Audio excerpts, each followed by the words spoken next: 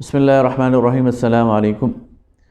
مسند احمد میں حضرت عثمان رضی اللہ تعالی عنہ سے ایک روایت ہے کہ نبی کریم صلی اللہ علیہ وسلم نے فرمایا کہ جو شخص صبح 3 بار یہ کلمات ادا کرے گا شام تک وہ آفات سے اور بلیات سے محفوظ رہے گا، اور جو شخص 3 بار مغرب کے وقت اور شام کو یہ الفاظ ادا کرے گا تو وہ صبح تک محفوظ اور مامون رہے گا۔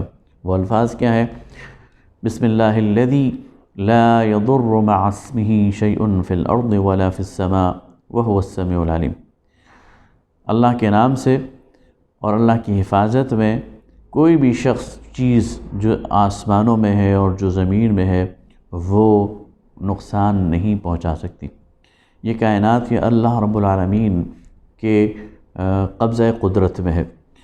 اللہ رب العالمین اس کا خالق اور مالک ہے، اور اس کائنات کے اندر ہر چیز براہ راست اس کے تابع اور کنٹرول میں ہے۔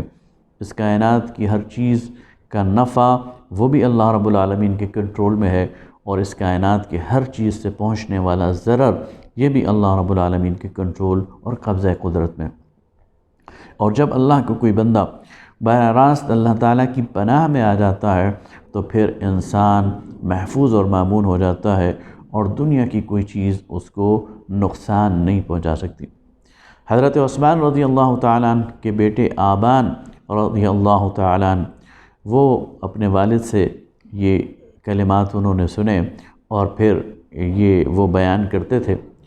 تو ایک مجلس میں جب انہوں نے یہ کلمات بیان کیے اور کہا کہ جو شخص صبح 3 دفعہ فجر کے بعد بسم اللہ الذی لا یضر مع اسمہ شیء فی الارض ولا فی السماء وہو السمیع العلیم ادا کرے گا تو شام تک محفوظ رہے گا، اور جو شخص شام کو یہ کلمات 3 مرتبہ ادا کرے گا تو صبح تک محفوظ رہے گا، تو وہ ہر قسم کی آفت سے اور مصیبت سے محفوظ اور مامون رہے گا۔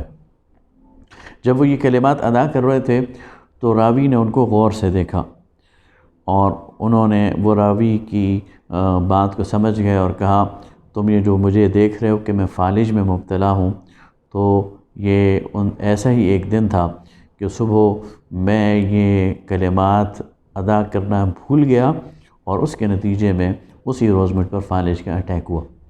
تو گویا یہ ایک انسان وہ فل پروٹیکشن میں آ جاتا ہے اللہ رب العالمین کے، اور اس کی بہت ساری مثالیں اس دنیا میں ہمیں اللہ تعالیٰ نے دکھائی ہیں، اور بہت ساری مثالوں کو ہم نے پڑھا ہے کہ جو شخص ان کلمات کو پڑھتا ہے اللہ رب العالمین کی طرف سے وہ محفوظ اور مامون ہو جاتا ہے، اور یہ مجرب نسخہ ہے، تجربہ شدہ ہے۔ لہٰذا خود بھی اس کا التزام کرنا چاہیے، اور اپنے بچوں کو بھی یہ کلمات سکھانے چاہیے۔ بسم اللہ الذی لا یضر مع اسمہ شیء فی الارض ولا فی السماء وہو السمیع العلیم۔ بہت شکریہ۔